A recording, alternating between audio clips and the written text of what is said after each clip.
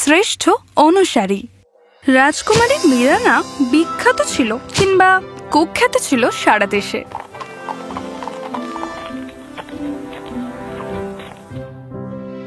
আরে এলিয়েট, আপনি কি সেই অহংকারী রাজকুমারী মিরানার সর্বশেষ বার্তা শুনেছেন? আরে আমরা তাকে জানি অবধি না, তাহলে আমরা তাকে কি করে অহংকারী বলতে পারি? তিনি যে বার্তাটি পাঠিয়েছেন তা শোনা না পর্যন্ত অপেক্ষা করুন, শুনুন। বার্তা সেই রাজপেরব রাজ্যের। রাজপেরবের রাজপরিবার আনন্দের সাথে ঘোষণা করছে যে আমরা বিখ্যাত রাজকুমারী প্রিন্সেস মিরানার জন্য একটা বিবাহ জোট চাই। এই বন্ধনটি বিবেচনা করতে ইচ্ছুক সমস্ত রাজকুমারদের রাজপেরবের রয়্যাল গার্ডেনে 3 রাতের জন্য আমন্ত্রণ জানানো হচ্ছে, যেখানে রাজকন্যা আপনাদের সাথে দেখা করবেন এবং তারপরে আরো বিবেচনার জন্য একটি সিদ্ধান্তে পৌঁছাবেন। আপনাকে আপ্যায়ন করতে পারে সম্মানিত রাজপরিবার রাজপেরব। বাহ, দেখলে কেমন অহংকারী রাজকুমারী সে? তুমি নিশ্চয়ই যাবে না এলিয়েট? কেন নয়? বার্তাটা এমন কি খারাপ আছে? এটা একদম ঠিক যে যাকে বিয়ে করতে চাও তাকে আগে জেনে নেওয়া ভালো। একমাত্র তখনই আমি বুঝতে পারবো কি আমার জন্য একদম সঠিক। কি তাহলে কি তুমি লাইনে দাঁড়িয়ে তার সঙ্গে দেখা করবে? তুমি প্যারানোভার সাম্রাজ্যের পরাক্রমশালী রাজপুত্র তুমি?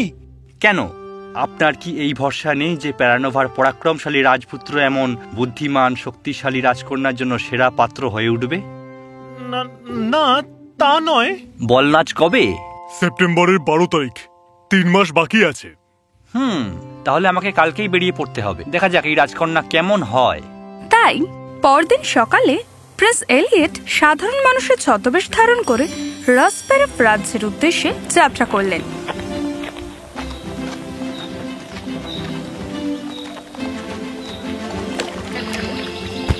তোমার কি মনে হয় ও কেমন, জ্যাক?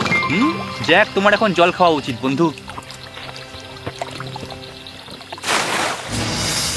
তোমার সাহস কি করে হয় বিনা পয়সায় আমার হ্রদের জল খাওয়ার? আমি মনে করি প্রকৃতি সবার জন্য। আমি এখানে জলের শাসন করি, তাই হয় তুমি আমাকে যা চাই তাই দাও অথবা তেষ্টায় মারা যাও। তুমি কি চাও? ওই ঘোড়াটা। আমি তোমাকে জল খেতে দেব এবং নিশ্চিত করব যে তুমি রাজপেরবের কাছে পৌঁছবে, কিন্তু বিনিময়ে তুমি অবশ্যই তোমার ঘোড়াটা আমায় দেবে। এর নাম হলো জ্যাক। এ আমার বন্ধু এবং বন্ধুরা একে অপরকে বিক্রি করে না। তাহলে নিজের জীবন দিয়েই এর দাম দিতে হবে। আমি নিজের জীবনই দেব, তবে লড়াই ছাড়া নয়। কি? পরের দিন।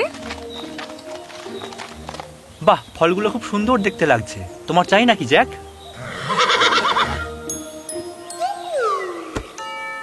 ভালো ধরেছো জ্যাক। তুমি ফলের মূল্য না দিয়ে কি করে পারলে গাছ থেকে? আমি মনে করতাম প্রকৃতি সবার। এইখানে নয়, এটা আমার এলাকা, তাই আমি যেটা চাই তুমি দাও আমাকে, না হলে তোমাকে ক্ষুধায় মরতে হবে। তুমি কি চাও? ওই ঘোড়াটা, ওটা আমাকে দিলে আমি তোমায় খেতে দেবো আর ওই রাজ্যে যেতে দেবো, কিন্তু তার জন্য ওই ঘোড়াটা আমাকে দিতেই হবে। এর নাম হলো জ্যাক এবং সে আমার বন্ধু। আমি তাকে আমার থেকে আলাদা করব না। তাহলে তোমাকে তোমার জীবনের মূল্য দিতে হবে। আমি নিজের জীবনই দেব, তবে লড়াই ছাড়া নয়।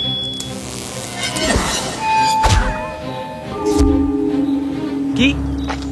এলিয়েট এগিয়ে গেলেন ভ্রমণের 6ষ্ঠ দিনে। বাহ, আরে তোমরা আমায় চমকে দিয়েছো। লড়াইয়ের দরকারই নেই, বুঝলে?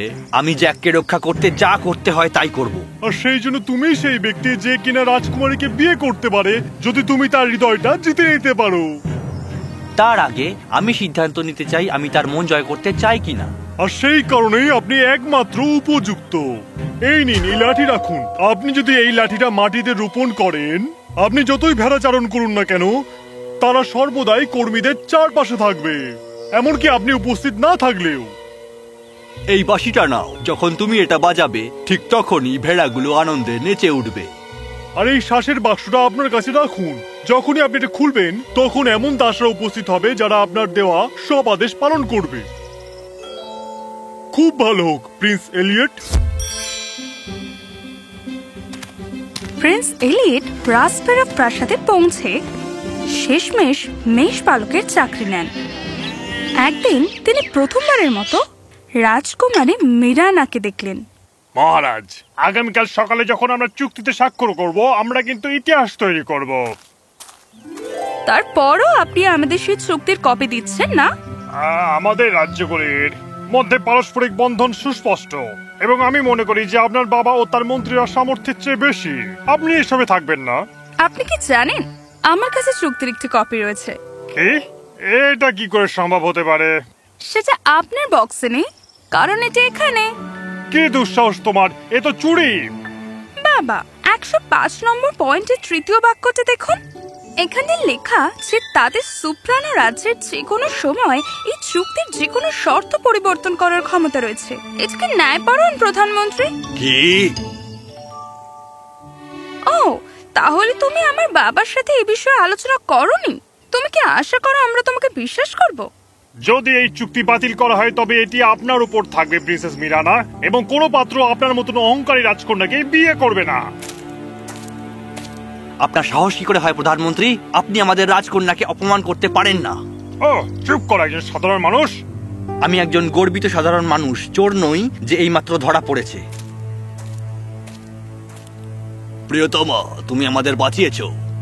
রাজকন্যা হয়ে আমার ওই রাজ্যের প্রতি কিছু দায়িত্ব আছে বাবা, শুধু আমি আমার কাজ করছি। ধন্যবাদ। ঠিক আছে, আমি অবশ্যই তার মন জয় করতে চাই। এলিয়েট জাদুকরি লাঠিটা মাটিতে রোপণ করে জ্যাকের সাথে বনে দেখা করতে গেল। দুজনে ঘুরলো একসাথে। আর একদিন সে তার দেখা সবচেয়ে সুন্দর ফুলের একটা স্তূপ খুঁজে পেল। কি সুন্দর ফুল! নিশ্চয়ই গাছ থেকে পড়ে গেছে। মহারাজকে একটা ফুলের তোড়া দিলে কেমন হয়? সেই সন্ধ্যায় রাজকুমারী মিরানার নজরে আসার আশায় রাজকুমার এলিয়েট তার জাদুবাঁশি বাজিয়ে ভেড়াগুলোকে তার চারপাশে আনন্দের সাথে নাচতে বাধ্য করলো। ও রাজকন্যা, আপনি একবার ফুলের তোড়াটা দেখুন। এটা তো খুব সুন্দর। এই যে শুনছেন, রাজকন্যার এই ফুলটা পছন্দ হয়েছে, আমাকে দিয়ে দিন ফুলের তোড়াটা। দুঃখিত, যদি রাজকন্যা ফুলগুলো চান তাকে নিজেকেই সেটা চাইতে হবে, আর সেটাও ভদ্রভাবে। কি দুঃসাহস তোমার! তুমি!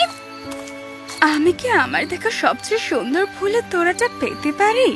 প্লিজ, অবশ্য যদি না আপনি এটা অন্য কারোর জন্য এনে থাকেন। রাজকন্যা, এই ফুলগুলো আপনারই জন্য। এখন আমি মন পাল্টে ফেলেছি। কাল আমি আপনাকে কাঁটা গাছ এনে দেবো। তোমার সাহস কি করে হলো এগুলো বলার? আপনি কেন এরকম করবেন স্যার?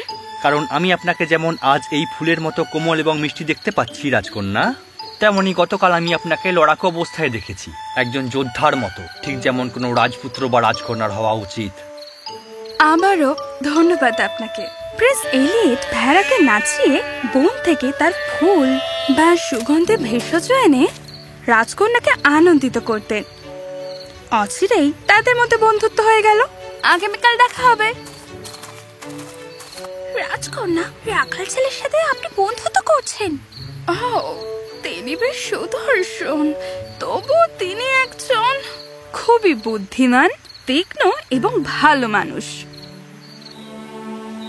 জ্যাক, আজই হলো 12ই সেপ্টেম্বর। ভগবান, অন্য সব রাজকুমার বল নাচের জন্য এখানে থাকবে এবং সে এখনো আমাকে বিয়ে করার কোনো আগ্রহই দেখায়নি। আমি এখন কি করব? এই তৃতীয় উপহার। আমরা আপনার আদেশের অপেক্ষায় আছি হুজুর। আমি সর্বকালের সবচেয়ে সুদর্শন, সবচেয়ে মহৎ, মার্জিত রাজপুত্রের মতো দেখতে হতে চাই। আপনার যা আজ্ঞা প্রভু।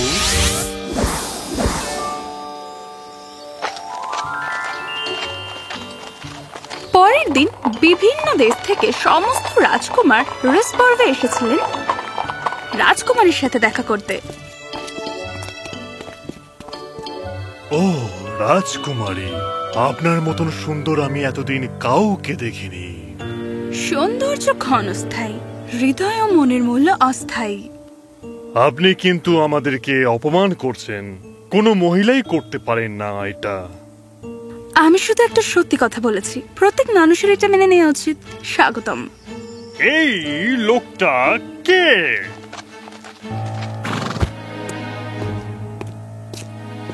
রাজকন্যা, আপনাকে দেখে খুব ভালো লাগলো। এত আনন্দ, প্লিজ আসুন। বলের 3 রাত শেষ হয়ে গেল এবং সেই রাতগুলিতে রাজকন্যা মিরানা সমস্ত রাজপুত্রদের সাথে কথা বললেন, তবে প্রিন্স এলিয়েটের সাথে নয়। রাজপুত্র একটু রাগলেন ও ব্যথা পেলেন। রাজকন্যার একজন রাজপুত্র বেছে নেওয়ার সিদ্ধান্ত ঘোষণা করার কথা ছিল পরের দিন। এবার কি করব জ্যাক? আমি কি তাকে হারিয়ে ফেলেছি? আমি কি এটা তাকে বলে দেবো যে আমি সেই রাখাল যার সঙ্গে সে রোজ কথা বলতে ভালোবাসে? সে 3 রাতের 1 রাতও আমার দিকে তাকালো না। বল নাচের সময় সে কি অন্য কাউকে বেছে নিয়েছে?